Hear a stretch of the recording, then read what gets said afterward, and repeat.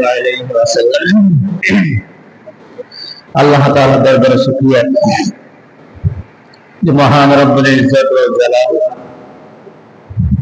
আমাদেরকে যথা সময় আল্লাহ তাআলার ঘর মসজিদে আসার বসার সালাতুল জুমআর উদ্দেশ্যে আসার তৌফিক দিয়েছেন। আমরা সেই মহান আল্লাহ তাআলার দরবারে শুকরিয়া জ্ঞাপন করছি, দিল থেকে অন্তর থেকে সবটুকু ভালোবাসা উদয় করে কালিমাটা শুকর আদায় করছি। জোরে বলি আলহামদুলিল্লাহ। গত সপ্তাহে আমরা আলোচনা করেছিলাম ইউনূস আলাইহিস সালামের ঘটনা। আজকে আমরা আলোচনা করব ইউসুফ আলাইহিস সালামের ঘটনা। সবাই চিনি তো আল্লাহ তাআলার নবী হযরত ইউসুফ আলাইহিস সালাম। পৃথিবীতে আল্লাহ তাআলা দুইজন মানুষকে সবচেয়ে সুন্দর করে সৃষ্টি করেছেন। দ্বিতীয় নাম্বার হলো হযরত ইউসুফ আলাইহিস সালাম, আর এক নাম্বার হলো আমার আপনার প্রিয় নবী, আমার আপনার বিশ্ব নবী মুহাম্মদুর রাসূলুল্লাহ সাল্লাল্লাহু আলাইহি ওয়াসাল্লাম। আজকে আমরা সেই ইউসুফ আলাইহিস সালামের ঘটনা বলবো, তবে শিক্ষার জন্য। ঘটনা আমরা শুনছি জানি, তবে আমরা আজকে আলোচনা করব কি জন্য? শিক্ষার জন্য। এটার মধ্যে যুবকদের বেশি শিক্ষা। কার বেশি শিক্ষা? যারা যৌবনকালে পৌঁছেছে, যাদের ভিতরে যৌবনত্ব আছে, তাদের জন্য। এই ইউসুফ আলাইহিস সালাম ইয়াকুব আলাইহিস সালামের ছেলে। ইয়াকুব আলাইহিস সালামের 11 জন সন্তান ছিল। কয়জন সন্তান? 11 জন সন্তান। 11 জন সন্তানের মধ্যে আল্লাহ তাআলার নবী ইউসুফ আলাইহিস সালামের বাবা ইয়াকুব আলাইহিস সালাম সবচাইতে বেশি ভালোবাসতেন ইউসুফ আলাইহিস সালাম। কাকে বেশি ভালোবাসতেন?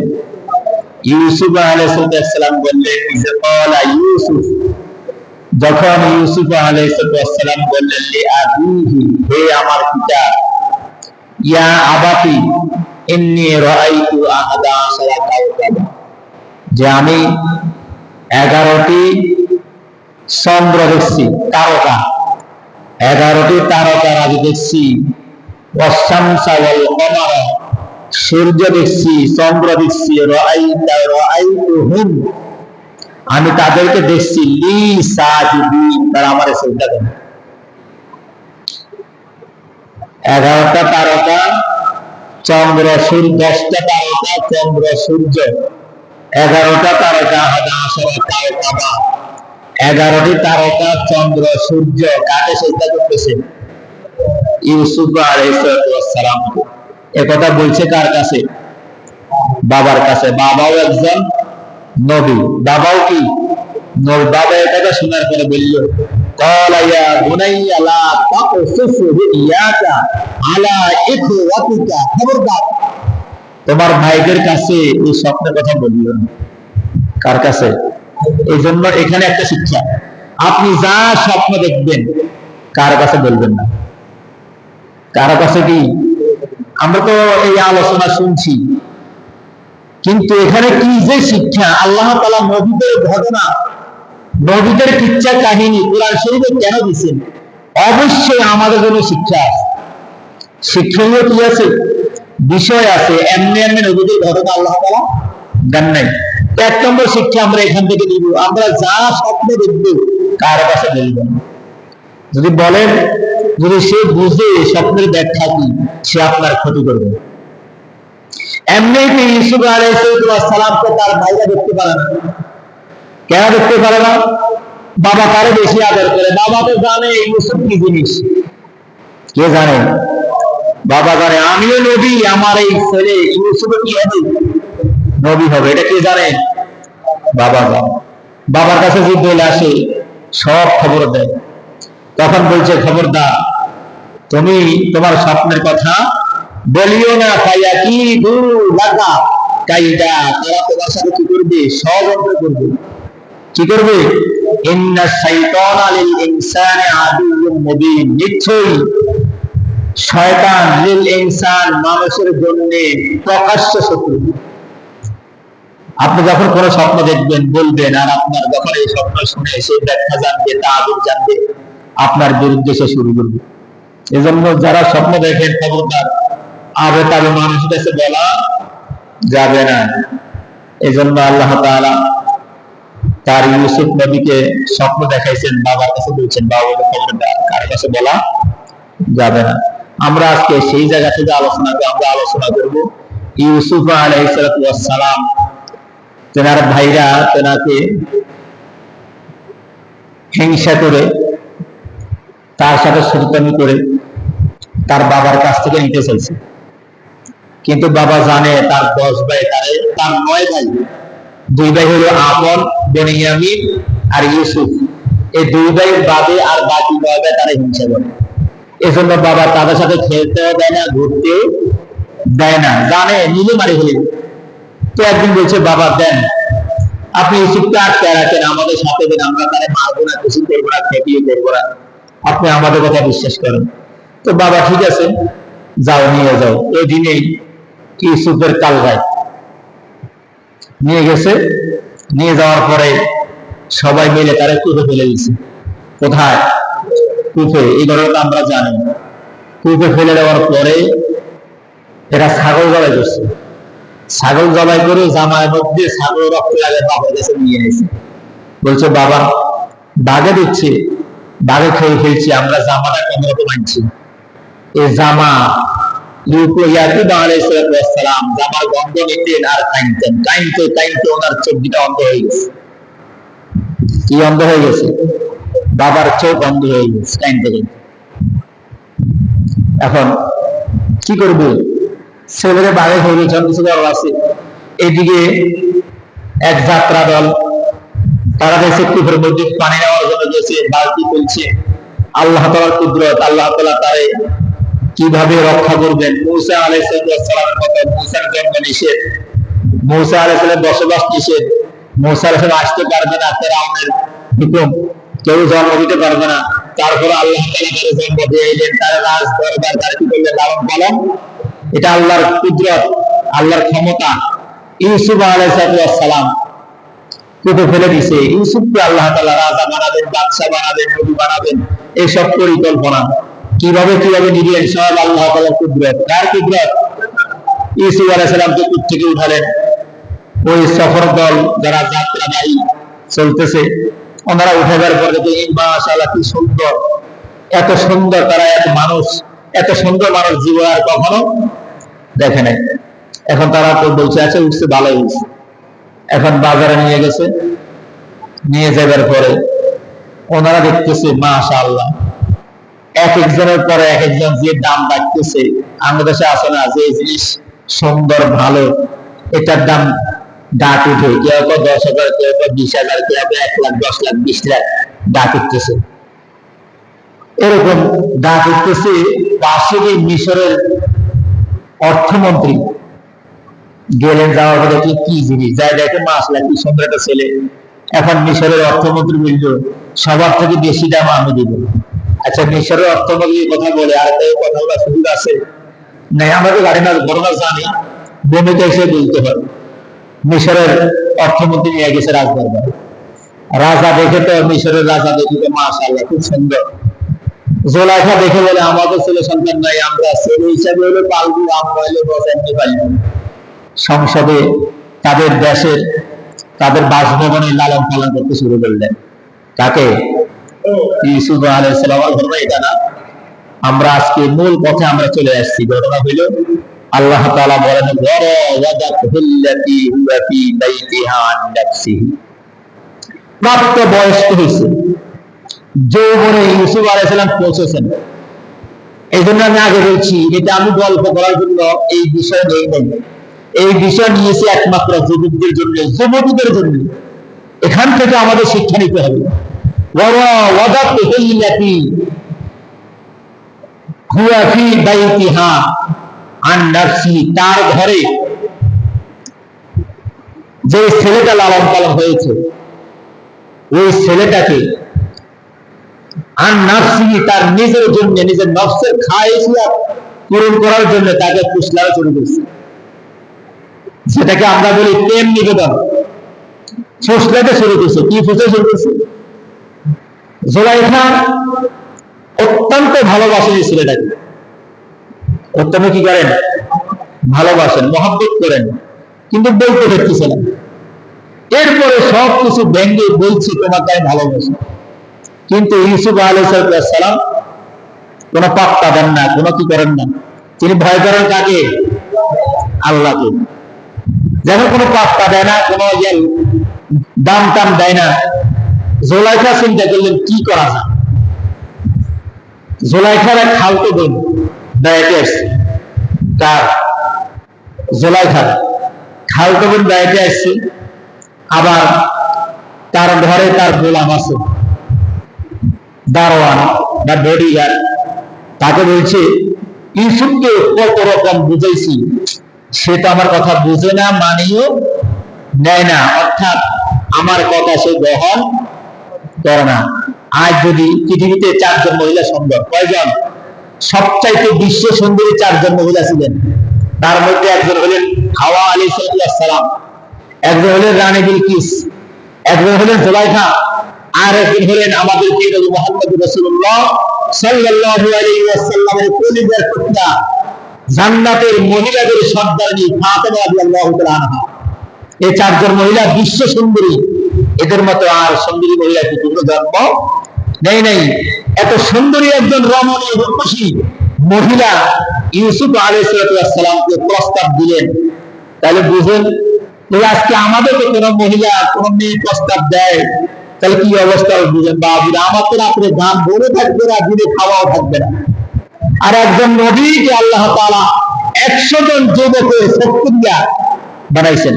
তাহলে আমার যে যৌবনত্ব আছে, শক্তি আছে, আমার থেকে 100 গুণ বেশি শক্তি হলো ইউসুফ আলাইহিস সালাম। আর এত সুন্দর রূপসী মহিলা প্রস্তাব দিচ্ছেন, এটা কি না মানি করা যায়? না, বুঝেন নাই। আমরা তো বললাম তুমি বলবার আগে আমি রাজি, নাকি? তুমি বলবার আগে আমি রাজি। আমাদের এখন বর্তমানে এসের উপরে আর বলাও তো লাগে না, আমাদের পিছিয়ে পিছিয়ে ঘুরি। কত চিন্তা নষ্ট হয়, কত মোবাইল ক্ষয় হয়, কত টাকা আমাদের অপচয় হয়, কত সময় আমাদের যায় মেয়েদের পিছনে ঘুরতে ঘুরতে, মহিলাদের পিছনে ঘুরতে ঘুরতে। আরে মেয়া, ওদের পিছনে ঘুরে কিনা ঘুরবে একজনের পিছনে, দিদিতে আল্লাহর পিছনে ঘুরো। এই জন্য ইউসুফ আলাইহিস সালামকে বিভিন্ন রকম প্রস্তাব দিলেন, কোন প্রস্তাব তিনি মানেন নাই। এরপরে তার যে বডিগার্ড ছিল, তার যে গোলাম ছিল, তার বাড়ির দারোয়ান যিনি ছিল, তেনাকে বললেন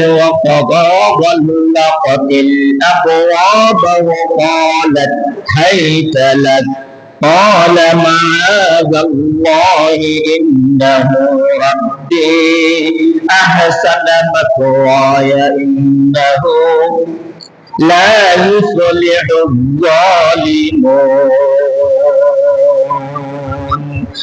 এরপরে আল্লাহ তাআলা বলেন ওয়াগাল্লাকাতিল আবওয়াব, তাকে বললেন 7টা দরজা জানি। তাকে বললেন ইউসুফকে রাত্রে ডেকে নিয়ে আসবে। রাতের 12টা বাজে। কয়টা বাজে? আমাদের যে সমস্ত যুবক ভাইরা আছে, রাত্রে যদি মেয়েলোকে মেসেজ করে যে আমি তোমারে ডাকছি 12টা 1টা তুমি আসো, ও কি বসে থাকবে না? দৌড় দিবে।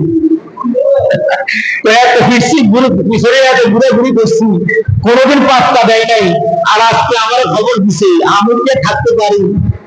হ্যাঁ, 12টা কি 3টে বাজে বললে রেডি, হ্যাঁ আমি আসছি, তুমি কোথায় আসতে বলো। আজ যাইলে কট খায়, আজ যাইলে কি খায়? বুঝুন না কথা, ধরা খায়। কট খায় আমরা বলি ইংলিশ শব্দ, কট মানে ধরা। আর যাইলে সেখানে কট দিয়ে দেয়। আর যুবক খেয়াল করে শোনো, ডাক দিলে যাইও না, যাইলে তোমার কট খাওয়াই দিবে। আর না বলবে এই মুহূর্তে 2 লাখ টাকা করে চাইবেন বা বিয়া করাই দিবেন। এরকম ঘটনা এখন ঘটেনি, ঘটে জীবন্ত কোরআন। এই জন্য বলছি আমাদের শিক্ষা আছে। নবীদের ধর্মে কেন নিলেন? ইউসুফ আলাইহিস সালামকে ডাক দিলেন, রাতের কটা বাজে? 12টা বাজে। ডাক দেওয়ার পরে ইউসুফ আলাইহিস সালাম চিন্তা করলেন, এত রাত্রে আমার ডাক দিল, ঘটনা কি? তার সাথে তো আমার কোনো কাজ নাই, এত রাত্রে আমার কোনো কাজ আছে? যুবক, যখন তোমার মেসেজ করবি, ডাক দিবি, চ্যাট করবি, খবরদার এত রাত্রে যাওয়ার দরকার নাই। অবশ্যই তোমার সামনে বিপদ ঘুরে, কি ঘুরে? বিপদ ঘুরে, যাইলে তোমার বিপদ। এখন রাত্রে যাওয়া যাবে না। রাত্রে কি বলে দিবা, যা বলার দিনে বলিও না। বুঝুন না কি দিয়েছি? আর কদিন আগে আমি হেদিকে একটা কপ খাইছি এরকম, বুঝেন নাই? রাত্রে ফোন মেসেজ করছে, চলে গিয়েছে, বস লোক তো রেডি জায়গার পরে ছবি টবি উঠেছে, এবার বলে পেয়ারি তো শাড়ি আমরা দিয়ে দেয়। বিপদ ন, বিপদ ন, যাওয়া যাবে, যাওয়া যাবে।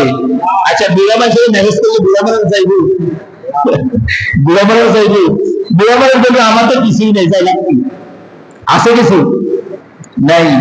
এজন্য ইউসুফ আলাইহিস সালাম চিন্তা করলেন, যাই কি না, এত রাতে আমাদের কোনো কাজ নাই। আর ওরা শিখে দিয়েছে, আসলেই অগল্লাকাতিল আবওয়াব, দরজা সমূহ বন্ধ করে দিবেন। বড় বড় তালা রেডি, কি রেডি? এক একটা দরজা এক একটা তালা মেরে দিবেন। ইউসুফ আলাইহিস সালাম তাগড়া যুবক, যখন তার লোক গিয়ে বললো তোমাকে যেতেই হবে, তিনি তোমার মালিক, মিশর আজিজের স্ত্রী তোমার ডাকছে, তুমি তার কাছে সাড়া না দিয়ে থাকতে পারবা না। মিশর আজিজ, মিশরের বাদশাহ, মিশরের প্রধানমন্ত্রী সফরে গিয়েছেন। তিনি চিন্তা করলেন প্রধানমন্ত্রী সফরে, এই সময় জুলাইখার ঘরে যাওয়া আমার জন্য সমীচীন হবে না, উচিত হবে না। ওই লোকটা বারবার তাকে তাগিদ দিলেন, পেড়া দিলেন, তোমাকে যেতেই হবে, যদি না যাও বাদশা আসবে, তোমার বিরুদ্ধে কমপ্লেন করা হবে, তোমার বিরুদ্ধে নালিশ করা হবে, বিচার দেওয়া হবে। তুমি বাদশার স্ত্রীর কথা শোনো না। ইউসুফ আলাইহিস সালাম চিন্তা করলেন, তিনি চিন্তা ভাবনা করে রওনা দিলেন আর আল্লাহর কাছে সাহায্য চাইলেন। তার কাছে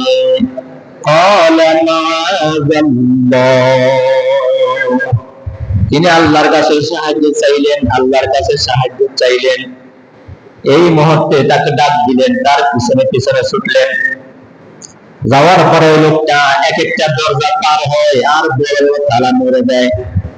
ইউসুফ আলাইহিস সালাম চিন্তায় পড়ে গেলেন। ওই লোকটা বললেন, আসো আমার সাথে, তোমারে ডাকছে। আমার সাথে চলো, তোমার এই মিশরের বাদশার স্ত্রী তোমার ডাকছে। তিনি চলতে শুরু, আর কি বললেন? কলা মাআযাল্লাহ, কলা ইউসুফ আলাইহিস সালাম বললেন, মাআযাল্লাহ, আল্লাহ তোমার কাছে আমি আশ্রয় চাই, তোমার কাছে আমি সাহায্য চাই, আপনি আমাকে সাহায্য করেন। সাহায্য কার কাছে চাইছে? এখানে না যাইয়া থাকার সুযোগ নাই, যেতেই হবে। যেহেতু ইউসুফ আলাইহিস সালাম এই ঘরে লালিত পালিত হয়েছে, এখানেই বড় হয়েছে, তাদের হাতে কোলে পিঠি করে তিনি বড় হয়েছেন, না যাওয়ার সুযোগ নেই। আর যারা প্রেম প্রীতি করো, এদেরকে কি তোমাদের এই যে কি বলে, এই যার সাথে প্রেম প্রীতি করে, এরা কি লালিত পালিত বড় হচ্ছে? হ্যাঁ, না কিছু দিছে, ডাকবার আগে হাজির, খবরদার, যাওয়া যাবে না। ইউসুফ আলাইহিস সালাম বহু চিন্তা ভাবনা করে এরপরে রওনা দিবার পরে তিনি আল্লাহর কাছে বলেন, ইয়া মাআযাল্লাহ, আল্লাহ আমি তোমার কাছে কি চাই? সাহায্য চাই, আশ্রয় চাই, তুমি আমারে সাহায্য করো। এরপরে কি বললেন? আল্লাহ তাআলা জানায় দিলেন, ইন্নাহু রাব্বি। এই কথাটা অত মনে করে, ইন্নাহু রাব্বি দুটো অর্থ। ইউসুফ আলাইহিস সালাম বললেন, ইন্নাহু রাব্বি, নিশ্চয়ই আমার রব, আহসানা মাসওয়ায়া, নিশ্চয়ই আমার রব আমার বসবাসের উত্তম ব্যবস্থা করে দিবে। এই ইন্নাহু রাব্বি তাফসীরে জালালাইন, তাফসীরে খাযিন, এই দুই তাফসীরের মধ্যে দুইটা অর্থ আসছে রব্বি।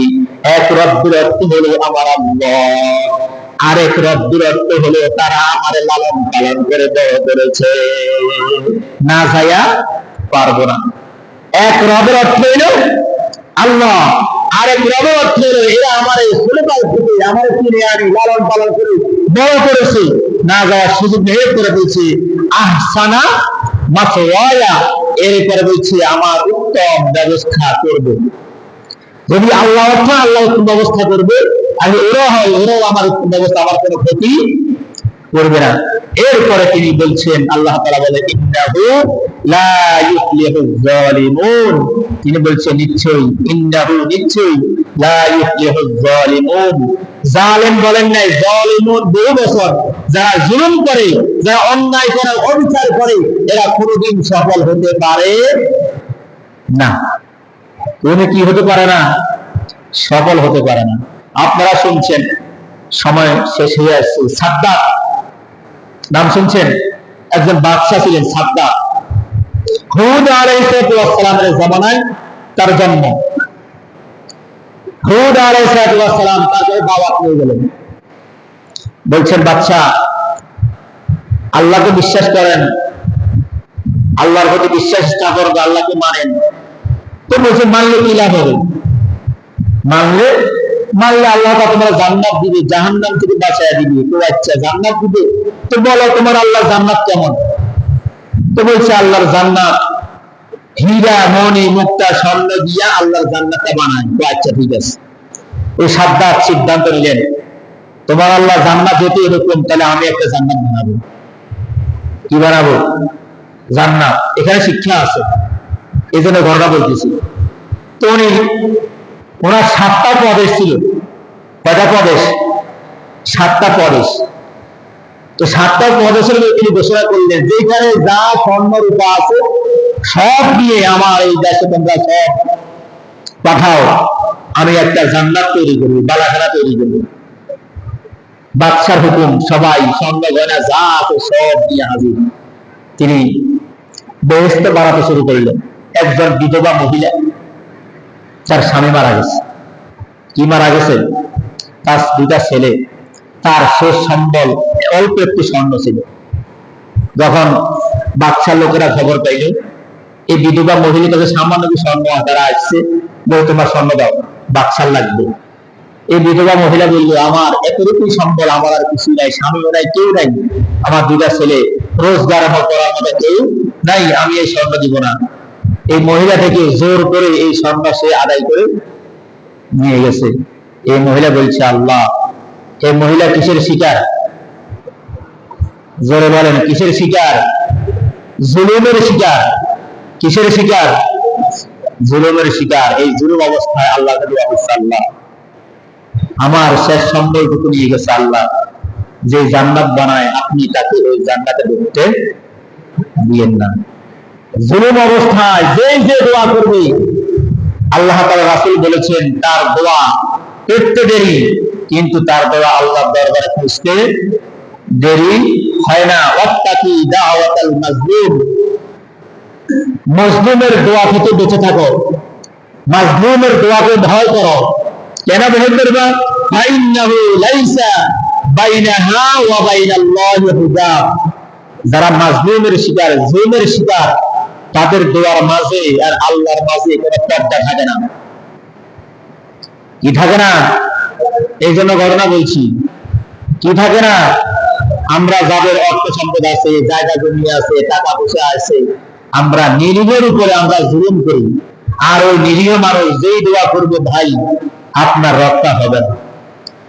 সাদ্দাতের হুকুম অনুযায়ী ওই বিধবা মহিলার স্বর্ণ নিয়ে গেছে। বিধবা মহিলা দোয়া করলেন, আল্লাহ আমার স্বর্ণ জোর করে জুলুম করে আমার থেকে নিয়ে গেছে, যে বালাখানা আছে জান্নাত তৈরি করে, আল্লাহ ওই জান্নাতে সাদ্দাতকে ঢুকতে দিও না, সেই যেন ওই বালাখানায় ঢুকতে না পারে। দোয়া কবুল করেছে কে? কত সিকিউরিটি দিচ্ছে, জান্নাত বানানো শেষ, কত সিকিউরিটি দিলেন। 22 বছরে 20 বছর সময় লাগছে এই বালাখানা তৈরি করতে। কত বছর? 22,000 শ্রমিক লাগছে। কত শ্রমিক? 22,000 শ্রমিক 20 বছর কাজ করে জান্নাত তৈরি করছে। সুবহানাল্লাহ কইবেন না? এখন জান্নাতে যাবে, ঘোড়ার পিঠে করে যাবে, সিকিউরিটি লাগাই দিলেন, কেউ ঢুকতে না পারে, বাদশা ঢুকবে, জান্নাত ঢুকবে। জান্নাত তৈরি করার পরে জান্নাতে যাবে, যাওয়ার সময় জান্নাতের সামনে গেলেন, যা দেখে একজন ফকির ভিক্ষুকের বেশে বসে আছে। বলল, তুমি কে? তুমি এই জায়গা কিভাবে আসলা? এই জায়গায় আসার তো তোমার কোনো শক্তি নাই, ক্ষমতা নাই, বলল, বাদশাহ আপনি ঠিকই বলেছেন, আপনি কানটা আমার মুখের মধ্যে লাগাইয়া দেন, কানে কানে কিছু কথা বলি। বাদশাহ বলল, বেটা কি বলস, কি কথা বলবি, কানটা লাগান না আমার মুখের সাথে। বাদশাহ কানটা লাগাইলেন ওই ফকির বেশে লোকটার সাথে, বলল, আমি ফকির না, আমি হলাম আজরাইল। বাদশাহ বলে, ইন্না লিল্লাহ, বলে এখন কেন আসছো? আপনার জান কবজ করার জন্য আসছি। এই বালাখানা আপনি ঢুকতে পারবেন না, ঢুকার ক্ষমতা আপনার নাই। আল্লাহ আমারে পাঠাইছে, ঘটনা বলার উদ্দেশ্য আমার না। আমার উদ্দেশ্য হলো ওই যে মহিলা জুলুম অবস্থায় জুলুমের শিকার হইয়া আল্লাহর কাছে দোয়া করেছে, আল্লাহ সাদ্দাত বালাখানা তৈরি করবে, ওই বালাখানা তারে ঢুকতে দিও না। দোয়া কবুল করেছে কে? সাদ্দাত ঢুকতে পারে নাই, আজরাইল এসে তার আগে হাজির। কে এসে হাজির? কে এসে? এই ইউসুফ জুলুমের শিকার। কিসের শিকার? ইউসুফ কি চাচ্ছে জুলেখার সাথে অনৈতিক কাজে, অচরিত্রহীন কাজে লিপ্ত হওয়ার জন্য কি চাইছে? চাইছে? চাই নাই, কিন্তু জুলেখা জোর করে তার সাথে সম্পর্ক করতে চাইছে, তার সাথে অনৈতিক কাজে লিপ্ত হওয়ার জন্য চাইছে। আর তাকে রাতের 12টা বাজে মেসেজ করছে, লোক পাঠাইছে তাকে নিয়ে আসো আমার কাছে। তাকে কি? আমার যে খবরদার যুবক ভাইরা, কান খাড়া করে শোনেন, বর্তমান পরিস্থিতি ভালো না। বর্তমান পরিস্থিতি কি ভালো না? মা বাবা এত কষ্ট করে, আমি গত সপ্তাহে বলছি, এত কষ্ট করে লালন পালন করে তোমার এই ছোট্ট 1 বিঘা হইছ, মধুমার তুমি হইছ, এই ছোট্ট একটা বাচ্চা তোমার এত কষ্ট করে লালন পালন করে বড় করে এত বড় করছি, তুমি এখন মা বাবা থেকে বড় হয়েছে লম্বায়, কিন্তু তুমি তোমার নিজের বুদ্ধিতে নিজের চিন্তায় কিছু করিও না। মা বাবার বুদ্ধিমতে কাজ করবে। কার? সবচেয়ে পৃথিবীতে আমাদের সবচেয়ে কাছের মানুষ হলো আমাদের মা আর বাবা। কে আমাদের কাছের মানুষ? কে? মা আর বাবা। যা সিদ্ধান্ত নিতেই পারো, সমস্যা নাই, কিন্তু পরামর্শ করতে হবে। কি করতে হবে? না হলে ধরা হয়ে যাবে, সারা জীবন তোমাকে পস্তাইতে হবে। ইউসুফ আলাইহিস সালামের বাবা নাই। কে নাই? বাবা এক শহরে, ইউসুফ আলাইহিস সালাম আর এক শহরে। বাবার কাছে পরামর্শ নিতে সুযোগ নাই, তো পরামর্শ সাহায্য চাইছেন কার কাছে? কার কাছে? আল্লাহর কাছে। কি বলছেন? ক্বালা মাআযাল্লাহ। ইউসুফ বলে, আল্লাহ আমি আপনার কাছে আশ্রয় চাই। আপনার কাছে কি চাই? আশ্রয় চাই। আমাদের সময় শেষ হয়ে গেছে, আমরা বাকি অংশ ইনশাআল্লাহ আগামী জুমায় শুনবো। ইউসুফ আলাইহিস সালাম কার কাছে চাইছেন? আল্লাহর কাছে আশ্রয় চাইছেন। এজন্য যারা জুলুম করবে, যারা জুলুমবাজ এখানে আছেন, আমি মনে করি এমন কেউ নাই, যারা কথা দিয়ে হোক, টাকা দিয়ে হোক, অর্থ দিয়ে হোক, সম্পত্তি হোক, আমি বিনীত অনুরোধ করছি কার উপরে জুলুম করবেন না। আর জুলুম করলে আপনার নিস্তার নেই, বাঁচার সুযোগ নাই। হয় দুনিয়া হোক আখিরাতে হোক, আপনি বিপদে পড়বেন। জুলুম করবেন না। কি করবেন না? জুলুম। এই ঘটনা এই জন্য বলছি সাদ্দাতের সংক্ষেপে। সাদ্দাত জুলুম করছে, যার কাছে যা আছে সব স্বর্ণের রূপ অলংকার নিয়ে আসছে বালাখানা বানাবার জন্য। যখন এই বিধবা মহিলার স্বর্ণ নিয়ে গেলেন, দোয়া করতে দেরি, আল্লাহ তাআলা দোয়া কবুল করতে দেরি করেন নাই। এই জন্য আমরা জুলুম করবো না। কি করবো না? যে যে স্তরে আছে, যার অধীনে যে আছে, আমরা জুলুমের শিকার হব না। আমরা কাউকে জুলুম করবো না, কার উপরে অন্যায় করবো না। আল্লাহ তাআলা এতটুকু যে আলোচনা হয়েছে, এই পরিশেষে অল্প আলোচনা থেকে আল্লাহ তাআলা আমাদের সবাইকে শিক্ষা নেওয়ার তৌফিক দান করুন। যদি শিক্ষা নিতে পারেন, এই ঘটনা থেকে যতটুকু বলছি, এই অল্প ঘটনা থেকে শিক্ষা নিতে পারেন, 500 রাকাত নামাজ পড়লে যে সওয়াব, আপনার আমলনামায় সেই সওয়াব দেখা যাবে। পারবো না শিক্ষা নিতে? ইনশাআল্লাহ আল্লাহ তৌফিক দান করুন। আমিন। ওয়া আখিরু দাওয়ানা